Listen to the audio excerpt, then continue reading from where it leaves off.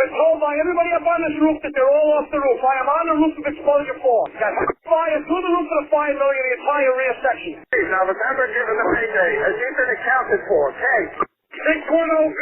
That was the payday. 610B. I'm here. We got a fire. 1.5-story single-family dwelling. Fire shown from the second floor. Give me a second alarm on this. Up to the top floor. I got people hanging out the top floor windows with a baby. Commercial building. A lot of fire, a lot of smoke. Go ahead and strike a third alarm on my orders on this. Got people on the front fire escape here with windows vented below them. We need somebody up there. Yeah, let them know we got a job. I'm pulling up now. Second alarm, I got a 1-story single-family frame. Heavy fire showing from the attic. So we're using all hands. We got one line stretch, fire on the 4th floor. Second line being stretched. Primary searches are underway. Hey, welcome back to our fire engineering podcast, The Command Post. I'm Rick Lasky, along with my good buddy, Chief John Sulka. And we've got another great topic for you, like we always try to do. This one we'll get to a little bit here at the suggestion of one of our listeners, and it was a good one. So we'll jump on that one a little bit. Buddy, real quick, we were just in South Carolina State Firefighter Association. We were back. Golly, we did that for like years and years and years. And then, we always said, I remember every year it was like, oh, we're honored to be here. We always know it's going to come to an end eventually. And we took a little break. They took a little break, and then they invited us back. And golly, it was like a family reunion, wasn't it? It was the greatest thing seeing all the people in that organization back in Myrtle Beach. Didn't matter whether Columbia or Myrtle Beach. What a great group of people, are they not? I couldn't agree with you more. They are so nice. Joe and the whole crew. Joe's back again, and like you said, you meet those folks on the exhibit floor or in the hallway, or up in the hospitality room. And it's like you were with them last night or last week. I'm saying that it's just such, Bruce and Will, two of my favorite guys sitting up there in the hospitality room with them. They're just great guys that love the job and are always into the job. I even learned some more stuff about them this year, some of the programs that they do, some of the survival programs that they do. And anyway, yeah, it was a thrill being in South Carolina on vacation, because I was on vacation anyway, but it was great being back with them at the beach. Yeah. Well, it was fun. I know how excited you get to get upstairs with our buddy Bruce Klein with the hospitality room. That's always fun to sit there and, golly, man, the stories, the funny stories, and then talking shop and getting caught up and seeing Ashley Bolton. Oh my God, what a freaking, not home run, what a grand slam. She is awesome. She's been with them forever, and she just does an incredible job with everything for that organization. But she's a class act, and boy, they really count on her, do they not? She's always absolutely. I was talking to Bruce about it, walking around the exhibit floor. He said, and there she is, and this is her. She runs this whole thing, which is pretty amazing. And seeing, golly, just everybody. Again, every way you look, left or right, it's just running into family, as we call them. They are family. Joe Palmer kept saying that, you guys are family. I'm like, I know. It was just a great trip. Great time. We got some great classes coming up, buddy, like we do. For those that are interested, for the Company Officer Academy or the Chief Officer Academy, or any of the stuff that John and I do together, I've said it before, I post all my classes that are open to the general fire service population on my website at chieflasky.com. But at the same time, I post anything that John and I are doing together. So just click on a state and look, and all the contact information is there. So we can get to you. But so here we are, we're back doing one of our shows for fire engineering, the Command Post. FDIC was huge this year. We'll be back there again. But John, we get a lot of our viewers, a lot of our listeners that throw some ideas out there, or sometimes it's a follow-up to one we did. And you and I have touched on the driver operator and or the chauffeur, the driver engineer, the engineer, whatever title you use in your particular scenario, your department back home for our listeners. But Alex Hance from the Macomb Fire Department, he threw one, and he listens to us on our old school podcast as well. And he brought up a point, because you and I, we never have a script. We just kind of flow. We pick a topic and off we go. We've touched on the driver operator, the chauffeur on a ton of shows, little bits and pieces here and there, this part, that part. But, I went back and looked, and we really didn't grab one, not at least recently, that deals specifically with the chauffeur, the driver operator. So what do you think? Great topic to talk about here. Spend a little time talking about what makes that great driver operator, driver engineer, chauffeur, whatever. Let's just start with that. I've got my thoughts. I'll throw it to you. What, off the top of your head, let's just go, what makes the great driver? And let's go back. Well, it doesn't matter. Chief Salka, Captain Salka, what makes that great driver? It's such a diverse position in different places. Some places it's a rank where there's a test and everything else. Some places it's just like the FDNY, you just sort of get selected, usually based on seniority and ability and things like that. It's a really important position. And although everybody does do it a little bit differently, like I said, sometimes it's a rank where there's a pay increase and everything else. A lot of places you got to step up to be the driver, the chauffeur, before you can even take a lieutenant or a captain's test, which is an interesting thing as well. In the FDNY, not so. I never drove a rig, not one day did I ever drive a rig. My whole time on it, 33 years on a job, and I went all the way up to battalion chief. So again, there's benefits to both of those, but the point is it's an important position, and a lot of places like where my son Brian was, and a couple of others, they train them out of Proby school. They learn how to drive in Proby school, which is pretty amazing. And in the FDNY, you'd have to have like 10 years on a job before they'd even let you look at the cab. You know what I'm saying? It's interesting. So, there's so many things that they got to do. They got to drive the rig safely, with keep the whole crew safe. They got to be able to get your water or get the ladder up or whatever type apparatus they have. They got to be able to sustain that, handle issues, water loss issues, some burst length or problems with the pumps or, frozen hydrants. There's a million things they have to do. Know where everything is on the rig. Certainly the chauffeurs in my fire department end up looking at stuff, repairing stuff, and maintaining stuff on the rig as well.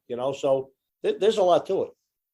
Well, and back it up just a couple here to how to even get into that position. Louisville, Texas, it is a lot of places, not just here, but, across the country, like you said, you go from firefighter or firefighter paramedic to the next step is driver before lieutenant or captain. Some places, we talked about, they have lieutenants and captains. Some places just have lieutenants, some places you have captains, but in some places you just drive and there's no assignment. There's no pay. There's no, nothing. That's just part of your routine as a firefighter. Hey, Rick or John, you're driving today.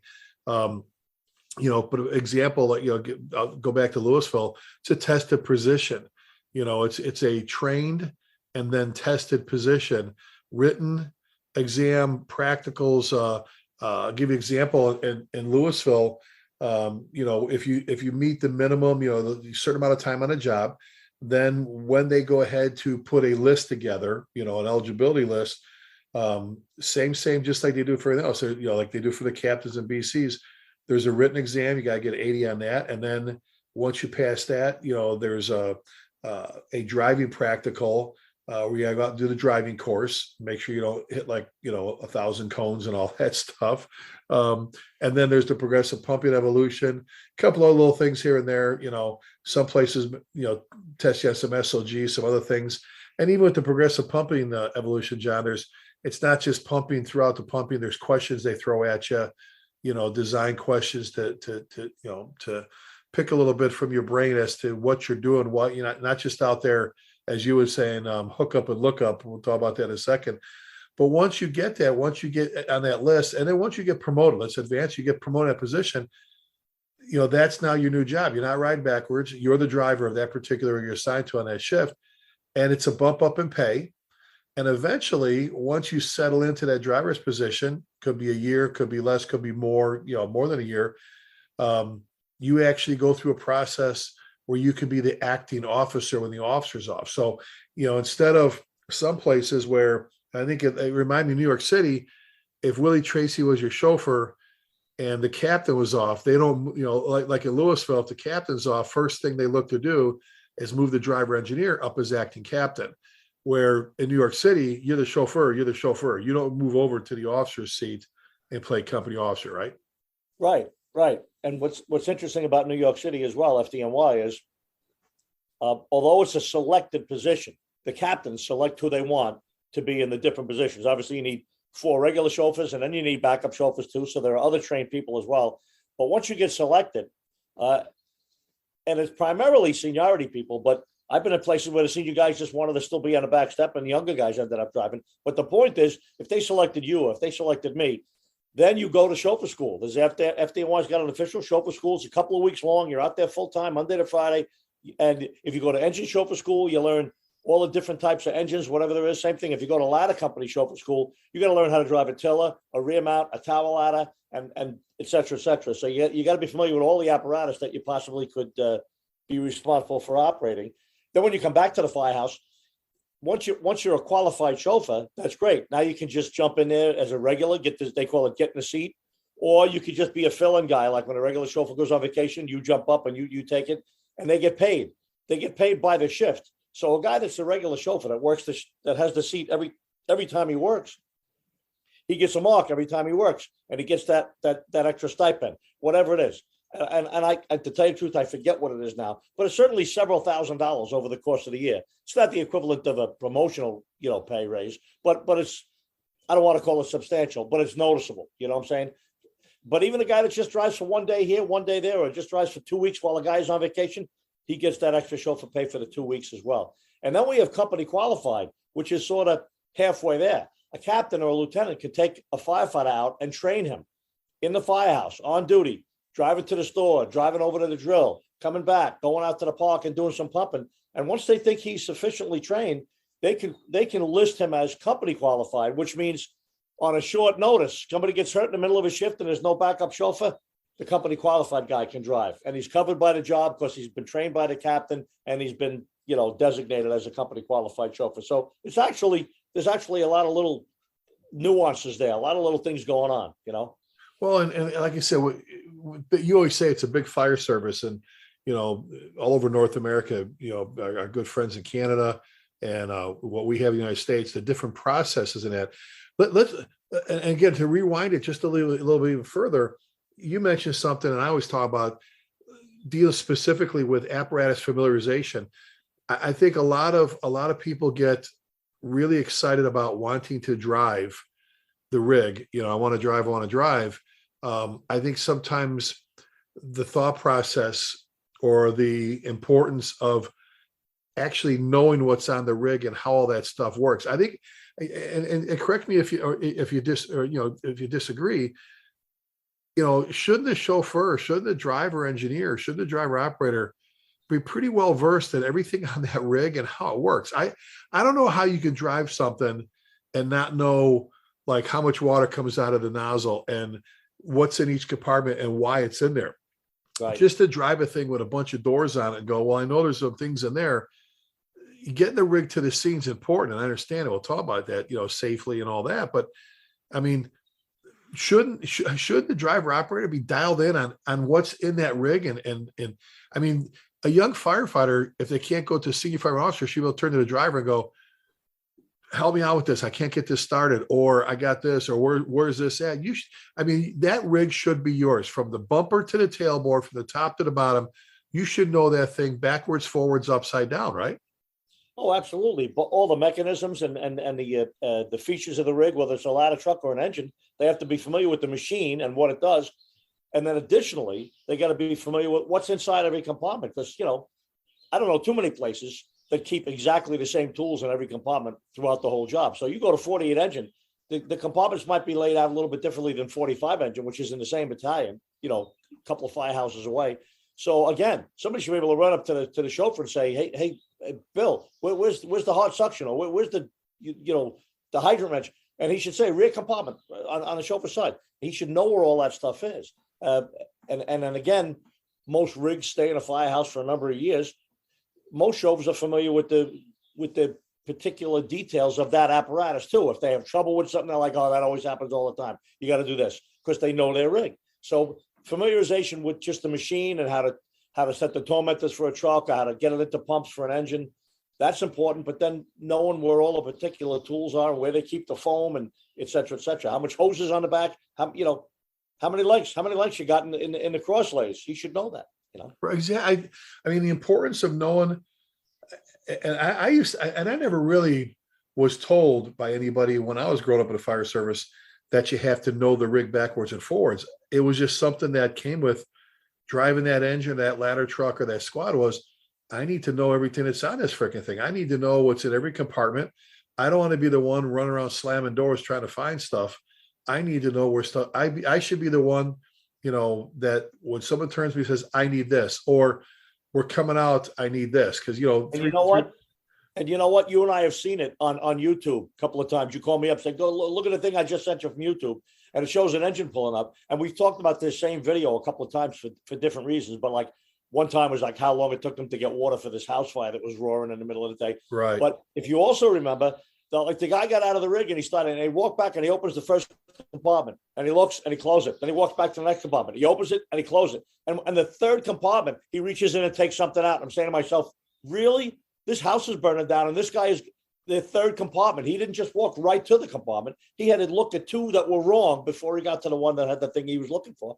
And again, we're wasting time. The time-sensitive operation of the fire department. And here's a guy driving the rig. He jumped out of the cab and he had to go to 3 compartments to find one item, Exactly. And that's everything from knowing your fittings and how many double males and double females and where everything's at, whether it's a breaker bar for a hydrant that you can't. I mean, so number one, to our listeners, your process, know your process. How do you get into that position as the driver engineer or the acting driver? What does it take, your particular department's process, whether there's written exams or practicals or whatever, and that's getting out and having an officer, like John said, that'll let you drive and let you get familiar with the rig. Because, we talk apparatus familiarization. It's not just knowing the compartments and the doors, buddy, right? We see it with our volunteer departments. Guy comes slinging in the parking lot driving his Jeep or his car or his Ford F-250, and he jumps in an engine or a tanker or a ladder truck and thinks he's going to drive it the same way. The apparatus familiarization, how they handle that rig and they control that rig and the speed and, knowing turn radiuses and backing up and everything else, the little quirks of knowing that, okay, it's run a little bit hot or it's not or whatever, or knowing where everything's at, especially nowadays. Nowadays, as much as apparatus is pretty easy to drive, it's a lot more complicated. You look at an older rig and look at a newer rig, there's a lot of stuff. There's a lot of knowledge. There's a lot of technical expertise you have to be a good, efficient driver. So if you look at these rigs, I mean, they're gigantic machines. They're heavy weight. I mean, the way they handle the tires, the traction, the braking, some of them are top heavy ladders and, tankers got sloshing water inside of them. Look at what a guy who drives a commercial vehicle has to go through just to drive an oil truck around town and deliver oil to people's houses. They got to go get a CDL license and they got to get tested all the time. And I mean, most state police departments have a special unit that just pulls the trucks over and checks them for all their details. These over the road truck drivers limited how many hours they can drive, because they got to be awake and alert while they're driving. And then you get the volunteer fire department or the small career fire department where they just get Joe Bigelow and throw him in the front cab, and all of a sudden he's driving this pumper tanker down the road with 3,000 gallons of water and 4 guys on it. And you and I both know every year a couple of young firefighters or old firefighters, but it seems to me it's more often young than old, rolling these tankers and stuff like that, going to these big jobs, going off the road and hitting the shoulder and trying to reconnect and rolling them and such, like all our other line of duty deaths and all our other mishaps in the fire service. Nothing new any year. We keep doing the same thing over and over. And apparatus driving, apparatus crashes and things of that nature, they do take some lives and take a toll. And some of it has to do with, I don't want to say unqualified people, but not adequately qualified people, getting behind the wheel in a pinch, Well, knowing again how your rig operates, how it brakes differently than your car, how it accelerates, steering radius. Like you said, it's a big rig. You're trying to slow down an intersection. And bottom line is you better be driving defensively because no one else out there is paying attention with earbuds in their ears and talking on the phone. And, and all that stuff. It's getting more and more difficult. But did you see the picture last week? There was a picture last week. I forget where it was. It was on Facebook. I think it was a big city somewhere. A tiller, a beautiful brand new tiller rig, laying on its side on the side of the road. Somehow there was a series of pictures. You could see the skid marks. This guy must have flew around the turn and literally rolled this thing over. It was like a brand new, which now is like $1 million apparatus, right? Laying on its side on the grass on the side of the road from going too fast. Simple thing like speed. I wanted to touch another point that I didn't mention before about knowing the rig and knowing what's on the rigs. Yeah. In my fire department, and certainly a lot of fire departments that I visited and we visited together, from the probie to the middleman to the senior man, everybody's supposed to know what's in every compartment. It's not like, oh, you're the chauffeur, now you got to memorize the compartments. You should be able to walk into any fire department anywhere and talk to a firefighter from engine 2. That your engine out on the apparatus floor? Yeah, I'm the junior man. What do you need? Where's the hydrant wrenches? Where's the life belts? Where's the search rope? He should say, oh, search rope's in here, life belts are over there. So when you make that step, whether it's a test or an appointment or a selection to be a chauffeur, there should be no change at all. You should already be a familiar guy, having been a firefighter, where every compartment is, how much hose is on each bed, what each line flows, whether it's 1 3/4 or 2.5, et cetera, et cetera. So that's a great company standard that lends itself very nicely to development of chauffeurs, of future chauffeurs. Well, exactly. And again, we've been hammering away with obviously the importance of knowing your rig, knowing it, every single thing that's in every compartment, every length of hose, every nozzle, everything in the cab, where everything's at. You should be able to reach down and grab something you in your car and go, here, Cap, here's this map book, or whatever you're doing. You should be dialed in with it for sure. And then then knowing that apparatus, how to handle it, how to operate it, the do's, the don'ts, the little quirks and all that stuff, because every rig has its own personality. Because it's hard, John. Not everybody can put people through a defensive driving class. Like you say, I mean, we've talked about this before. You end up going to court. You have somebody that's not even paying attention, blow an intersection. You have the right of way, red lights and sirens, and pow, you nail them. Don't think for a moment they're not going to sue you, because they're whether they're at fault or not, they're looking, that's the city, they're going to make money off you. Or they're going to want to settle instead of doing an ugly, especially if you kill their kid. They're going to pull your training files. They're going to, okay, so firefighter Salka, all right, let's go back and find all the hours that you've been documented driving that rig, not just in a defensive driver driving class, but well, was there any classes you went through? Were there any certifications, number one, that pertain to the driver? And then let's talk about how often you've driven it and training, and what did you do, and how many times did you go out and whether maneuver a parking lot with cones or operate or drive or whatever. That's pretty scary when you think about you're sitting in a courtroom and the lawyers that have all the time in the world to put their case together, because they're not in a hurry, are able to dig through your training file, your training records, and look for proof that you've even been trained on how to drive that rig. That's a big deal. That's an absolutely big deal. And there's two aspects there: that liability and responsibility, right? So liability is what you were just talking about. The guy that's driving, he's responsible to the VTL, vehicle and traffic law, and to the police and to things like that. But that's liability. But the responsibility, actually, from the fire department standpoint, rests with the officer. So here we are now, rolling the officer into this situation too. If some young lieutenant or even some senior captain says, Billy, you got to drive today, Tommy's off, and I didn't realize we didn't have a backup chauffeur. Hey, Cap, I'm not even company qualified. We started doing it, but we never finished. Yeah. You'll be fine. You just jump in the rig today. Billy will be back tomorrow. I've seen guys in the FDNY take a mark. Guys have taken a mark in a book. Fireman Smithwick reports being ordered to drive, engine 26 for the 9x6 tour. I am not a company qualified chauffeur and have never been, and I am not a, certified chauffeur. I've seen guys take that mark saying, no, I'm not accepting that responsibility, but I'm being ordered to do it. So they do it because they're ordered, Suddenly now the officer bears some responsibility for that versus, searching around, calling around, finding maybe another chauffeur from another company somewhere, or maybe calling the guy in from home and saying, hey, you know what? We fouled up on a staffing today. We didn't realize we didn't have a qualified chauffeur, Well, it is important. Exactly. There's got to be a process. So, okay, we've been hammering away We talked about briefly the preparation, preparing for the role of the driver, engineer, the chauffeur. We talked about apparatus familiarization, knowing your rig backwards and forwards.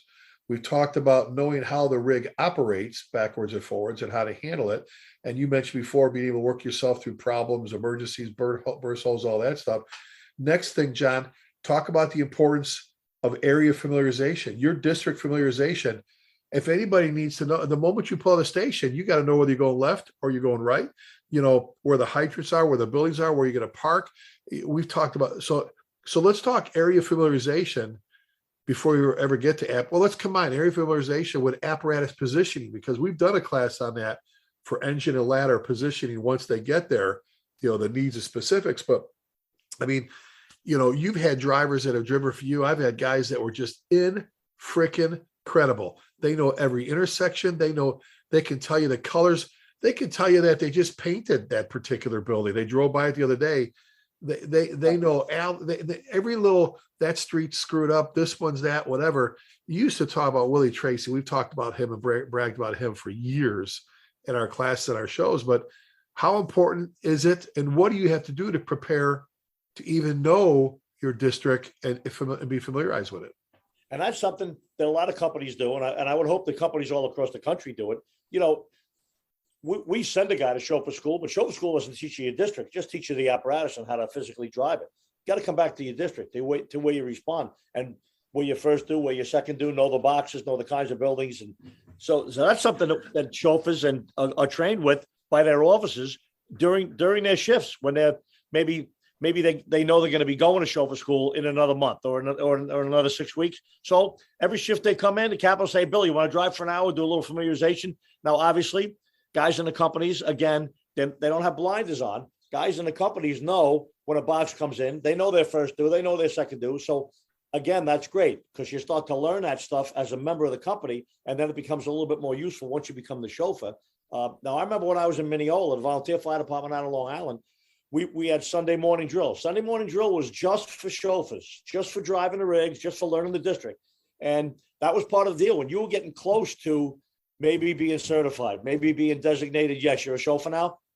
That meaning knowing how to drive the rig, how to back it, how to set it up, how to torment this down, the ladder up, et cetera, et cetera. Then they started bringing you out on Sunday morning and say, okay, go to Juniper Avenue. And that's all they would tell you, Juniper Avenue. And Mineola is like a 2 or 3 square mile village. It's not gigantic, but it's just full of streets. You had to know how to get there. You know, you had to know how to get there. And that's the whole village was your response area. And if you didn't get that 100% correct, then you had to come down a couple of more Sundays until the officer could give you 3 or 4 or 5 or 10 streets, and you could just drive there uneventfully. Not like, oh, do I got left or right here? You know, nope, you got to know. So familiarization is very important. You could end up with a covering officer or a new officer up in the front seat who's not going to be able to help you, you know? Well, we've said it before. There's nothing more embarrassing than, you know, a chief standing at a scene or somewhere and an engine blow by you hear them coming and they have to go around the block or back up or whatever. I mean, you know, again, I understand the excitement. You know, I was there too. You just want, man, I can't wait to drive. I can't wait to do this and that. And I'll be honest with you, John, I sit here now, you and I were both into it. We were into the job before we were on the job. You know what I'm saying? We were, oh my God, couldn't get enough of it. You know, lived at the firehouse, lived at our volley places and stuff. And we, you know, but there's things I think about when I was driving, John, when I was a young kid driving, I'll be honest with you, scares the crap out of me now of what I didn't know when I was actually driving back then, you know, that I go, oh, good. You know, it's like a parent, right? You don't think about this stuff until you have kids. You go, God almighty, what was that? You know, I used to say it when we allowed our guys' kids to ride out. I remember standing with one of our BCs when Daryl's a chief of Grapevine, great boss. When Daryl was a BC, and we're at a fire, they got the fire knocked, and it's a Saturday, and a couple of guys had their kids riding out, and they had, like, you know, old bunker coats on, and you know, we don't let the kids get involved in it like that, and you know, I mean, they're not supposed to, liability reasons, obviously, and Daryl goes, hey, look, boss, and here they come, you know, carrying just a roof ladder back to the rig. These 2 middle schooler kids. He goes, look at that. I go, yeah, you know, you go, yeah, look at that's pretty cool. It's a pretty cool picture. They got their old man's old bunker coats on, you know. And then, as a boss, you go, wait, we can't do that. What if they stick that ladder into an electrical box or into a wire or whatever they do? I'm like, because everything changes when you take on, like you said, take on responsibility, besides accept the responsibility for your actions, but taking on responsibility. Well, same thing. Now you're driving, and I go back in time. I go, good God, Bill Allen, Ron Zarzinski. Oh my God, thank God they trusted me, because I sit there going, I was very comfortable. I was driving, rigs before, but I get a little nervous thinking about what I did, just like you would as a parent going, there's things I would never let my kids do that I did as a kid. Yep. So, the apparatus familiarization, the positioning of the apparatus once you get there is huge. Knowing why, what your task, what your mission is. How about this one? We didn't touch about this. How important, John, is it for the driver operator to know their officer, right? To know, like Willie Tracy, right? That guy could probably describe to me John Sulka better than I know John Sulka, and you're my best friend. Your quirks, your moods, your desires, your wants as an officer, what your priorities are. You know what I'm saying? How important is it for the driver operator to know who's next to him? That's true for every firefighter. If you think about it, the whole crew usually knows the lieutenant. Oh, who's working today? Oh, Lieutenant Kelly's working today. He's pretty strict on wearing the uniforms, or on getting out early on building inspection, or finishing up lunch quick and going out. We always drill. We always drill at 2:00, no matter what's going on. So everybody gets to know their officers. And yeah, that same relationship has to be established in the front seat between the driver and the officer, knowing what each other expects of each other, and some guys will drive a little bit faster with some officers who don't say nothing. I know when they're driving with this other lieutenant, they know to keep it a little bit cooler, because he'll tell them, hey, Billy, slow down a little bit, slow down, So yeah, that relationship is important. And that way they're a team, they're part of a whole company, but they're a team up there in the front seat. And the chauffeur will know what the officer expects. He expects them to drop 2 lines, or he expects them to go right to the front of the building first, or stay to the right, or stay to the left, or leave room for the truck. There's a thousand what ifs that we could talk about, but a lot of that stuff goes unsaid. A lot of that stuff is just known, Well, it's that partnership that has to be forged. Just like the two firefighters are talking to each other all the time in the jump seats, those two up in front, there's got to be a community. Everything from clear right when you're going through an intersection, slow down, John, you got a car coming up in your blind side or whatever, to that whole partnership, hey, when we make that corner, all right, hey, be thinking deck or whatever, that those two have to be communicating. And I think the more, if you have the opportunity to work with the same officer, the more you really get to know him, where it's like, I already know what he or she's thinking. Right. I already know what you expect. Right, you're getting off the rig and you're like, Billy, and he's like, I got it, Cap. And you didn't even tell him, you know what I'm saying? Which is cool. So, all right. So we've been talking. I'm going to ask you to summarize here in a second, but we've been talking about the driver engineer, the importance of the role. Okay. And we talked briefly about preparation. There's got to be a process. If not, make your own process. There's resources, there's videos, there's books, there's apps. There's no excuse to say I'm not prepared, or I actually say that I didn't know there was a mechanism to prepare. There is a ton of stuff. Get into fire engineering on fireengineering.com, get into the magazine, whatever. There's a ton of stuff to prepare for the role. Then next is your apparatus familiarization. That's knowing the rig from backwards to forwards, tops to bottom, every single thing, every nut and bolt, every nozzle, everything that's in that rig and on that rig and what it's for. Then how the rig operates. All right. The quirks, the goods, the bads, knowing how every bit of that thing works and what you're supposed to do, because you are the go-to guy or gal that officer and that crew is going to go to. And one thing we didn't touch on as much, John, is it's not just about driving, blowing sirens and honking horns. You're taking a crew from quarters and delivering them to an emergency in an emergency process safely, so they can get there and do their job, keeping them safe while they're at the scene. That's monitoring your people, watching your people. If they're inside on a line, making sure they have a sustainable water, source coming out of the end of that nozzle.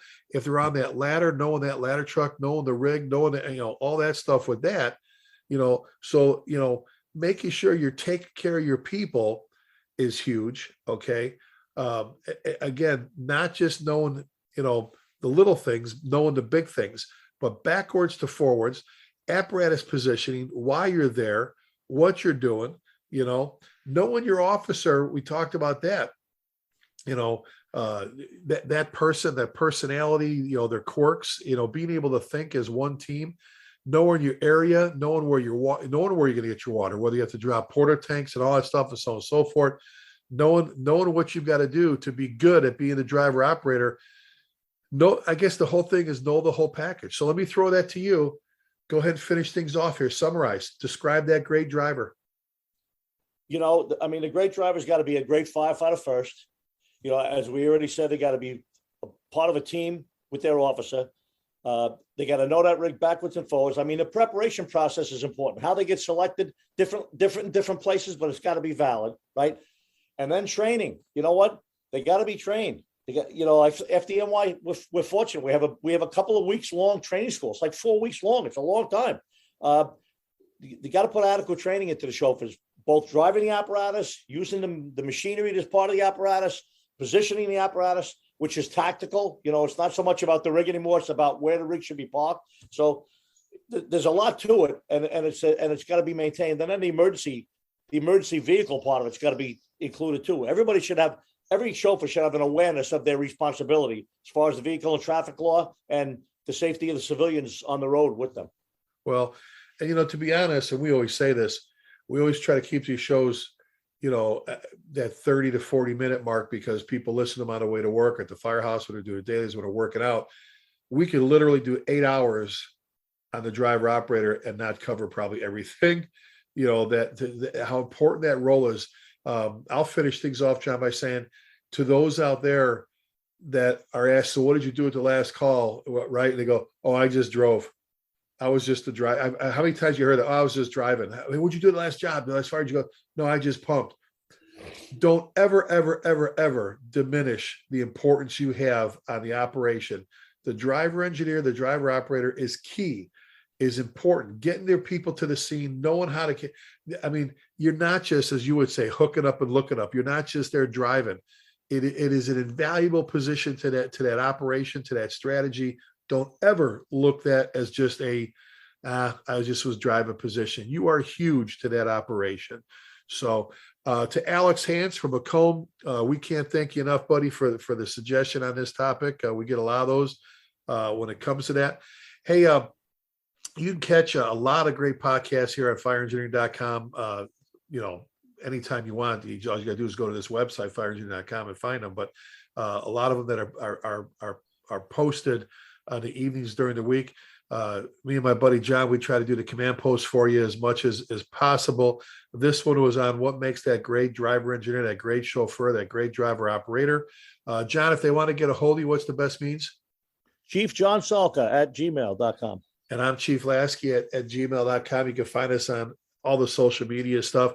Well, thank you again for joining us for another episode of the Command Post. Again, fireengineering.com does some great stuff along with all the other websites they have. We never end any of our shows without one very important phrase, and that is please keep the men and women of armed forces in your thoughts and prayers. And never forgetting means never forgetting. Thanks again. God bless you. We'll catch you next time. Bye.